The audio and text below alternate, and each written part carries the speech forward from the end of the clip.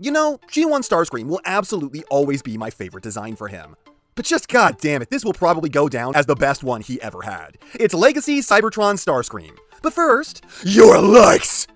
Please give and maybe subscribe. But yeah, this thing, it just has a look, man. I want to say that he's slaying it, but I feel like that would be an insult to this thing. It styles too hard for your paltry human words. The gym bro body, the wingtip shoes, the sleek physique and color layout, the spikiness of the whole thing. You know me. I love squares, but this guy is making a case for polyhedrons. If you take nothing else from this video, then take the fact that if this were just a statue, it would still look sick beyond belief. According to rumor, this was going to be a Siege Starscream retool, and I think it turns out that this is both correct and not. You see, there is no part that I can find that this shares with the Siege. At the same time, there is a lot on this figure that has remarkable similarities to that older figure. I think, as sometimes, some might take existing school reports and then go through them line by line and replace it with their own work, using the bones of the original one to make something new. That might have happened here. I can see someone taking the CAD file for Siege Starscream and just editing it to hell and back till this is what was left standing. And I'm not calling that lazy or anything. It just seems like there's too much familiar here to dismiss, even if none of it is the same. And nonetheless, it's still ultra cool looking. Hell, by moving the shoulder pads out to the sides, you give it another vibe entirely and reveal more of that dark navy blue. You can take off the wings altogether for just that jacked dude aesthetic. You can put them on the forearms. There's just a lot that you can do, and all of it is sweet as hell. Though I'm not sure why his tiny wings are on flippy flaps. I don't know why or when I would use these. Now, unfortunately, the hand feel of this thing leaves you seriously wanting. Oh, is it too loose? Is it too stiff? Is it gritty? Is it sticky? Is it really smooth? Do parts hold together too much, or do they hold too little? Yes! It is all of the things. His arms glide up and down like they're greased, and they separate at the bicep like nothing is holding the two together. The hips somehow feel smooth, tight, and loose all at the same time, and I have no idea how that's physically possible. The knees get stuck, the feet twiddle a little too easily, one shoulder pad falls off like it's nothing, the other one is fucking on there. This thing feels like chaos in the hand. It doesn't too negatively impact the figure's ability to stand or otherwise hold a pose, it's just that it doesn't spark joy when you mess with it. It's also a bit weird on the gimmicks. The planet key can go into his backpack and his gun, but it works on neither of his shoulders. And I wasn't expecting these to be spring deployed or anything like that, but like, is a sculpted hole just too much to ask? Also, you can no longer twiddle his nipples. What a tragedy. Plus, both his arms deploy swords now, and I mean, that's not terrible, but you'd think that the gun he comes with would have the ability to replace one of those blades, right? That's such low-hanging fruit. Just put a port here and we can add the cannon arm ourselves. Did you seriously just not think of that? That's not to say this makes this thing bad or something. It's just like, missed opportunities, man.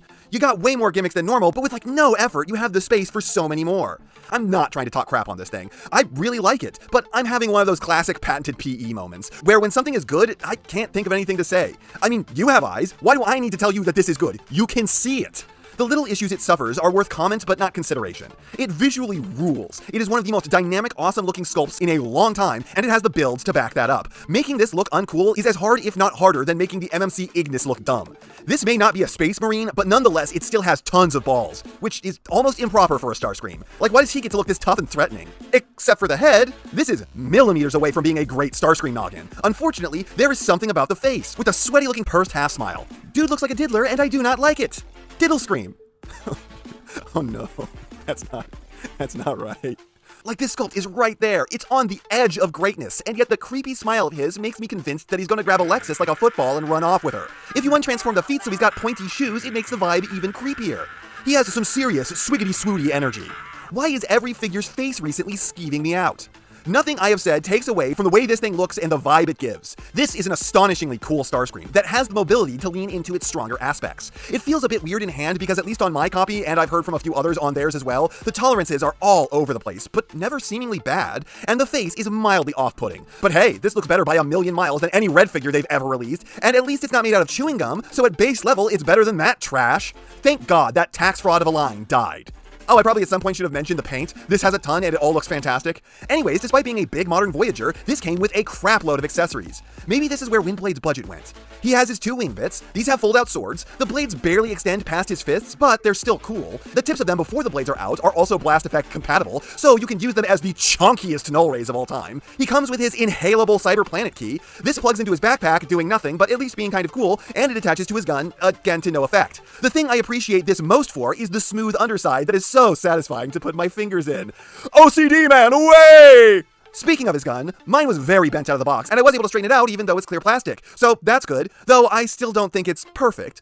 It's a cool needle thing that was clearly a spring-loaded launcher in a former life. This integrates into the alt mode in a very weird way. Seriously, was this too good for a 5mm port like a normal figure? Articulation on this thing is great. Head is bad, perhaps even terrible. It's got a little bit of down and a terrifying rotation that feels like it's about to snap. You can unpeg the whole spine for a lot more down, but it's still disappointing.